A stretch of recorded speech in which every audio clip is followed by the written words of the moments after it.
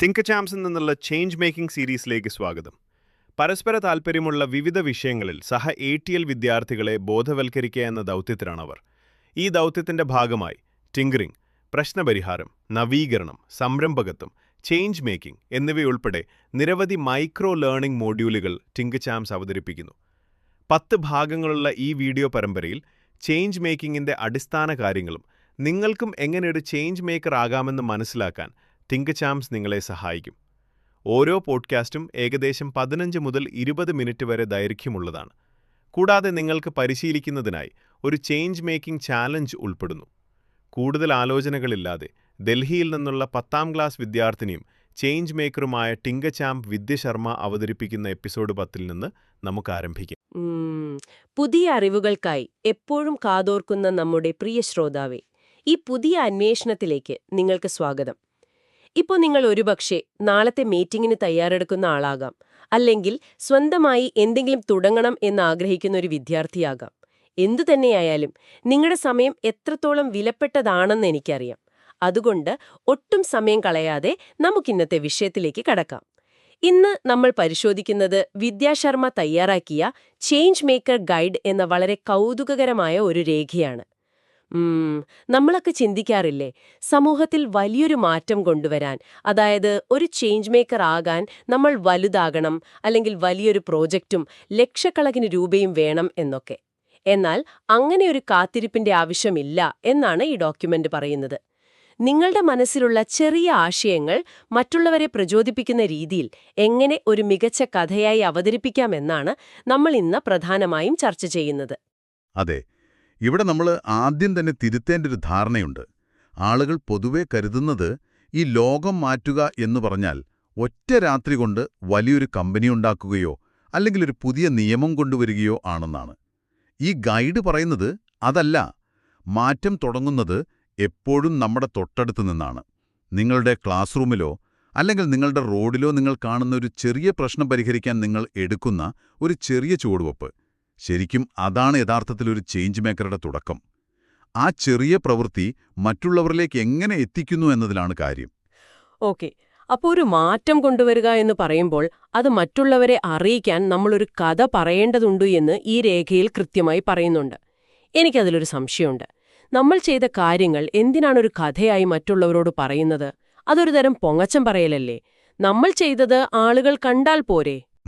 വളരെ സ്വാഭാവികമായ ഒരു ചോദ്യമാണത്. പക്ഷേ ഒരു കഥ പറയുക എന്നത് വെറുതെ ആളുകളെ കാണിക്കാനല്ല, മറിച്ച് കേൾക്കുന്നവരുമായി ഒരു വൈകാരിക ബന്ധം, അതായത് ഒരു കണക്ഷൻ ഉണ്ടാക്കിയെടുക്കാനാണ്. നിങ്ങളൊരു കാര്യം തുടങ്ങുമ്പോൾ നിങ്ങൾക്ക് മറ്റുള്ളവരുടെ സഹായം വേണ്ടിവരും, അല്ലെങ്കിൽ നിങ്ങളുടെ ആശയം അവർ വിശ്വസിക്കേണ്ടി വരും. വെറുതെ കുറച്ച് വിവരങ്ങൾ നൽകിയാൽ ആളുകൾ അത് കേട്ട് അപ്പം തന്നെ മറക്കും. അതെ, അത് ശരിയാണ്. എന്നാൽ അതൊരു കഥയായി അവതരിപ്പിച്ചാൽ അത് അവരുടെ മനസ്സിൽ നിൽക്കും.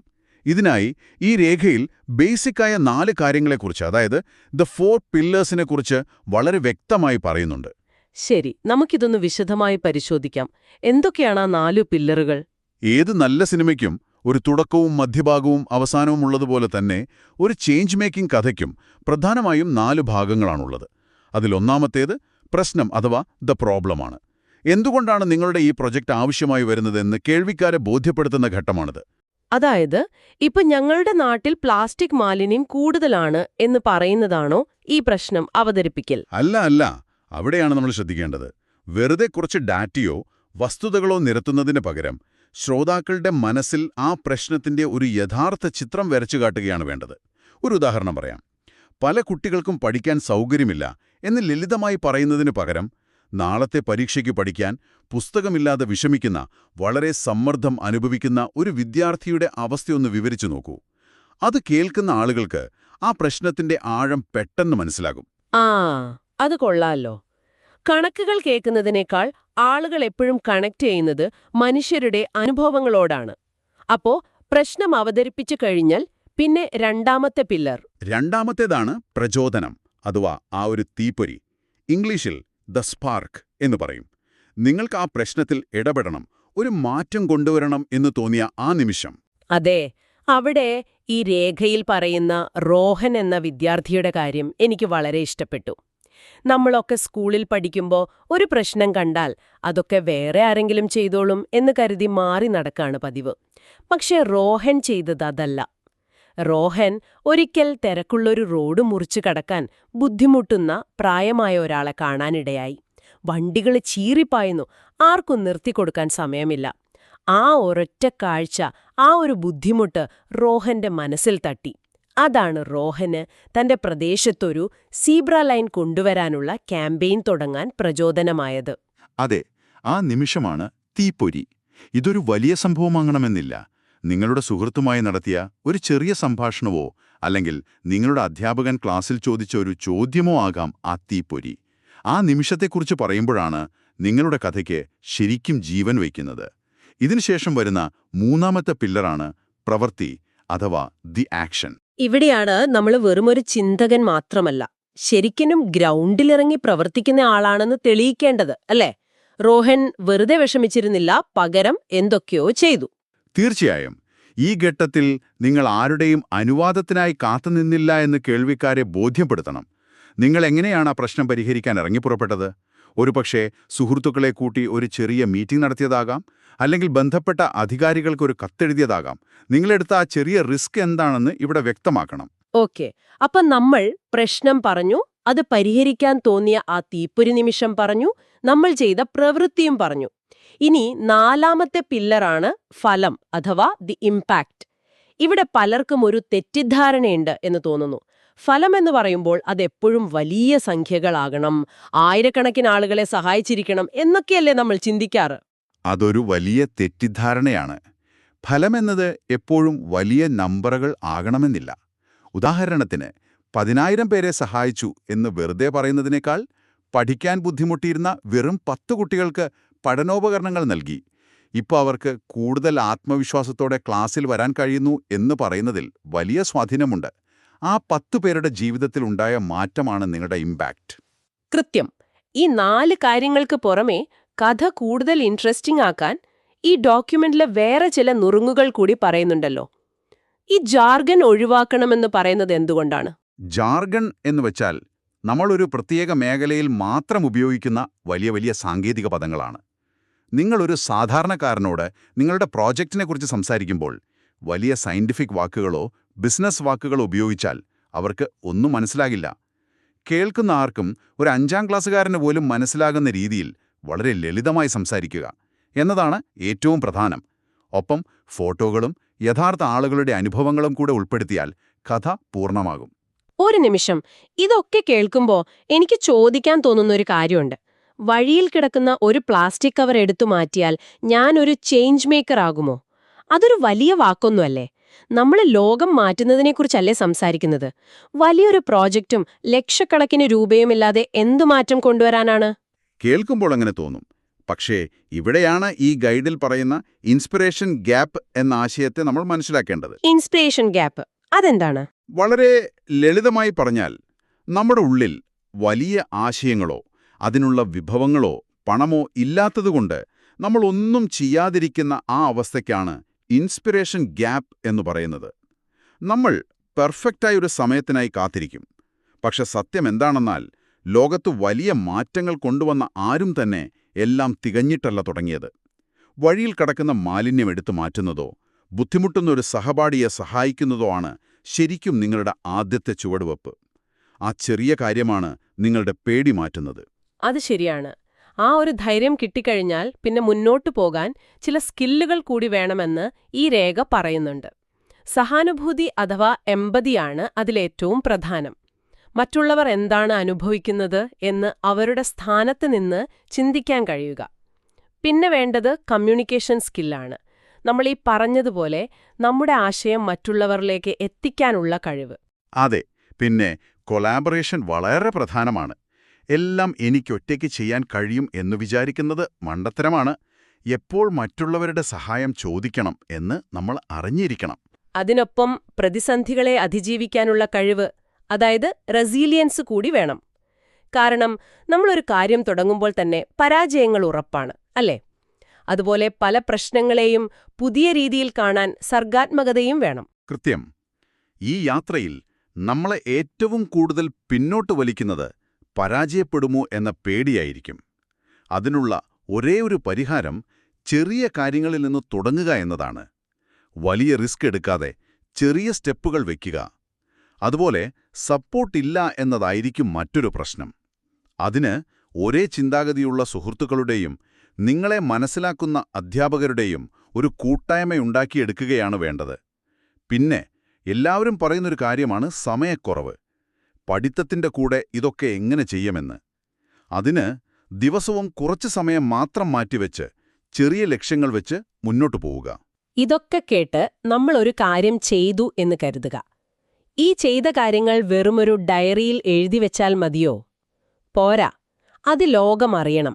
അതിനാണ് ഈ രേഖയിൽ അംഗീകാരങ്ങളെക്കുറിച്ചും അവാർഡുകളെക്കുറിച്ചും പറയുന്നത്.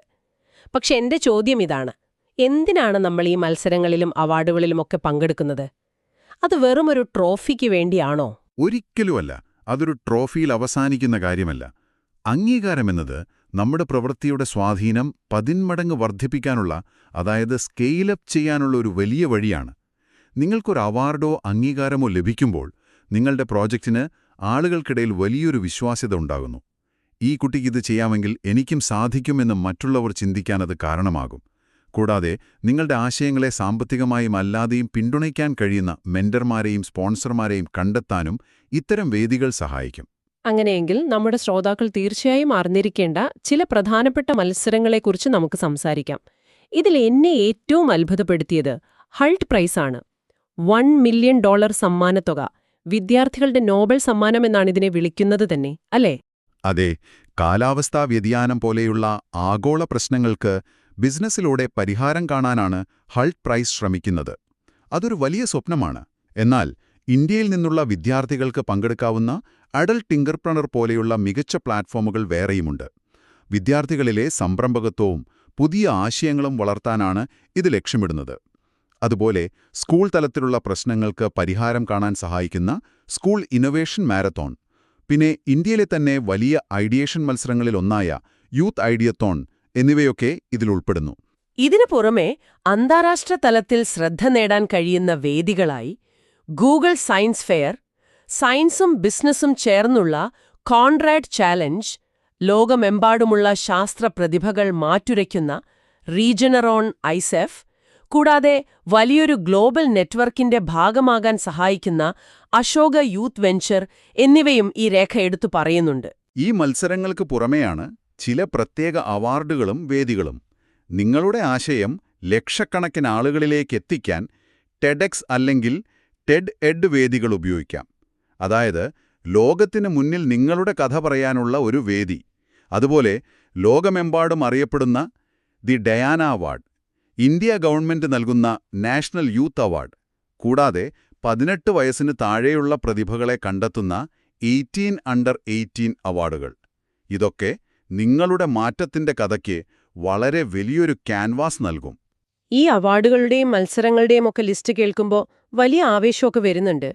പക്ഷേ ഇതൊക്കെ തുടങ്ങാൻ വലിയ ചെലവാകില്ലേ എന്നാണ് എന്റെ പേടി. എന്റെ കയ്യിലാണെങ്കിൽ വലിയ പണമൊന്നുമില്ല. ഞാൻ എന്തു ചെയ്യും? അവിടെയാണ് ഇന്നത്തെ ടെക്നോളജിയുടെ ഗുണം നമ്മൾ ഉപയോഗിക്കേണ്ടത്. നിങ്ങളുടെ ആശയങ്ങൾ വലിയ ചിലവില്ലാതെ, സത്യത്തിൽ തികച്ചും സൗജന്യമായി നടപ്പിലാക്കാൻ സഹായിക്കുന്ന ഒരുപാട് ടൂളുകൾ ഇന്നുണ്ട്. ഈ പ്ലാനിങ്ങിന്റെ കാര്യത്തില് ഈ രേഖയില് സ്റ്റോറി ബോർഡിംഗ് എന്ന് പറയുന്നുണ്ടല്ലോ. അതായത് നമ്മൾ ഈ സിനിമയുടെയോ കോമിക്കിന്റെയോ ഒക്കെ കഥ ഓരോ സീനുകളായി വരച്ചു വെക്കില്ലേ? അതുപോലെയാണോ നമ്മുടെ പ്രൊജക്ടിന്റെ ഓരോ ഘട്ടവും ഒന്ന് വരച്ചു നോക്കുന്നത്? അതെ, വളരെ സിമ്പിളായി പറഞ്ഞാൽ അതുതന്നെ. ആദ്യം എന്ത് ചെയ്യണം, രണ്ടാമത് എന്ത് ചെയ്യണമെന്ന് ഒരു പേപ്പറിൽ വരച്ചോ എഴുതിയോ വെക്കുന്ന രീതി. ഇനി ഇതിനൊക്കെ പുറമേ നിങ്ങൾക്ക് പോസ്റ്ററുകളോ പ്രസന്റേഷനുകളോ ഡിസൈൻ ചെയ്യാൻ ക്യാൻവ അല്ലെങ്കിൽ ഫിഗ്മ പോലെയുള്ള ടൂളുകൾ ഉപയോഗിക്കാം. നിങ്ങളുടെ പ്രോജക്റ്റ് സുഹൃത്തുക്കളുമായി ചേർന്ന് ചെയ്യുകയാണെങ്കിൽ ഒരുമിച്ച് വർക്ക് ചെയ്യാൻ ഗൂഗിൾ ഡോക്സ് ഉപയോഗിക്കാം. ആർക്കൊക്കെ എന്തൊക്കെ ജോലിയാണ് എന്ന് വിഭജിച്ച് നൽകാൻ ട്രെല്ലോ പോലെയുള്ള ആപ്പുകളുണ്ട്. പിന്നെ ടീമിനുള്ളിൽ ആശയവിനിമയം നടത്താൻ സ്ലാക്ക് ഉപയോഗിക്കാം. അപ്പോ പുതിയ കാര്യങ്ങൾ പഠിക്കാനാണെങ്കിലോ? അതിനാണ് കോഴ്സെറ, ഖാൻ അക്കാഡമി അല്ലെങ്കിൽ യൂണിസെഫ് ലേണിംഗ് പാസ്പോർട്ട് പോലെയുള്ള പ്ലാറ്റ്ഫോമുകളുള്ളത്. ലോകത്തെ ഏറ്റവും മികച്ച യൂണിവേഴ്സിറ്റികളിൽ നിന്നുള്ള കോഴ്സുകൾ വരെ നിങ്ങൾക്കിതിലൂടെ സൗജന്യമായി പഠിക്കാം. ഇതിനൊപ്പം ഒരു ചേഞ്ച് മേക്കർ എന്ന നിലയിൽ നമ്മൾ ശീലിക്കേണ്ട മറ്റൊരു കാര്യമാണ് റിഫ്ലക്ഷൻ ജേർണൽ. വെറുതെ നമ്മൾ ചെയ്ത കാര്യങ്ങൾ എഴുതി വെക്കുന്നതിനേക്കാൾ എല്ലാ ആഴ്ചയും നമ്മൾ സ്വയം ചില ചോദ്യങ്ങൾ ചോദിക്കുകയാണ് ഇവിടെ ചെയ്യുന്നത്. ഈ ആഴ്ച ഞാൻ എന്റെ ചുറ്റും എന്തു പ്രശ്നമാണ് കണ്ടത്? അതിൽ ഞാൻ എന്തെങ്കിലും ഇടപെടൽ നടത്തിയോ? ഇല്ലെങ്കിൽ എന്തുകൊണ്ടെനിക്കതിന് കഴിഞ്ഞില്ല? ഇത്തരം ചോദ്യങ്ങൾ നമ്മളെ കൂടുതൽ ചിന്തിപ്പിക്കും, അല്ലേ? തീർച്ചയായും. ആ ചോദ്യങ്ങൾ നിങ്ങളുടെ വളർച്ച മനസ്സിലാക്കാനും അടുത്ത തവണ ആ പ്രശ്നം കാണുമ്പോൾ ഇടപെടാനും നിങ്ങളെ സഹായിക്കും. ശ്രീ, നമ്മൾ ഒരുപാട് കാര്യങ്ങൾ സംസാരിച്ചു. ഇനി നമ്മുടെ ശ്രോതാക്കൾക്ക് ഇപ്പോൾ തന്നെ ചെയ്തു നോക്കാൻ കഴിയുന്ന വളരെ ആവേശകരമായൊരു ആക്ടിവിറ്റിയിലേക്ക് കടക്കാം. നിങ്ങളുടെ ആദ്യത്തെ ചേഞ്ച് മേക്കിംഗ് കഥ ഉണ്ടാക്കാനുള്ള 6 ലളിതമായ പടികൾ ഈ രേഖ നൽകുന്നുണ്ട്. നിങ്ങൾക്കിത് കേൾക്കുമ്പോൾ തന്നെ മനസ്സിൽ ചെയ്തു നോക്കാവുന്നതേയുള്ളൂ. ഒന്നാമത്തെ പടി, നിങ്ങളുടെ ചുറ്റുമുള്ള ഒരു ചെറിയ പ്രശ്നം കണ്ടെത്തുക. വളരെ വലിയൊരു പ്രശ്നമല്ല, നിങ്ങളുടെ ക്ലാസ്സിലോ റോഡിലോ ഉള്ള ഒരു ചെറിയ കാര്യം. അതൊറ്റ വരിയിൽ എഴുതുക. അതെ. ഇനി രണ്ടാമത്തെ പടി, ആ പ്രശ്നം പരിഹരിക്കണമെന്ന് നിങ്ങൾക്ക് തോന്നിയ ആ തീപ്പൊരി നിമിഷം ഓർത്തെടുക്കുക.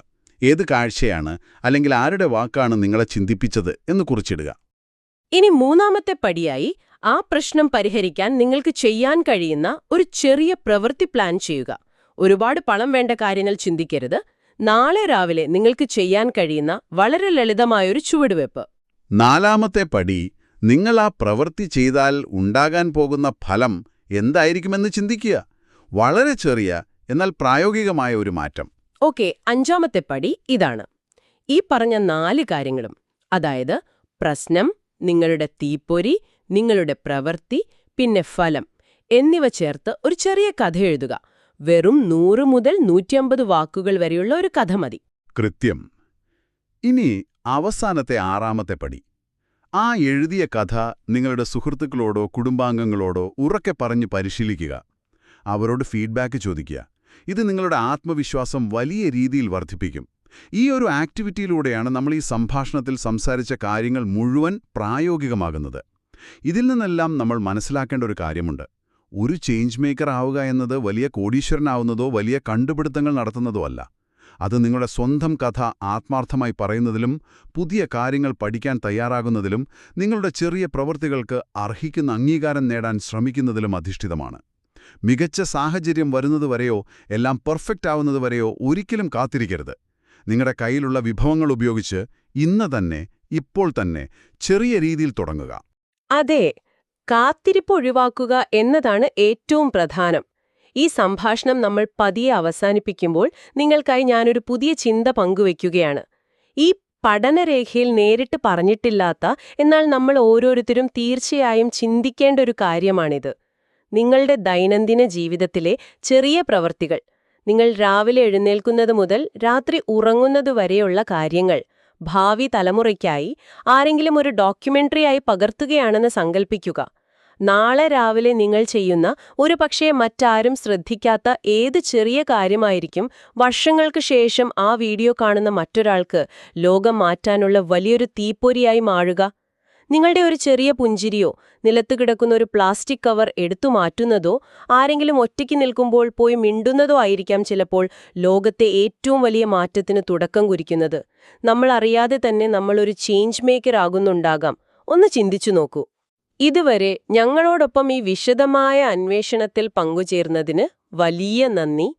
നിങ്ങളുടെ ആ ചെറിയ ചുവടുവെപ്പിനായി ലോകം കാത്തിരിക്കുന്നു.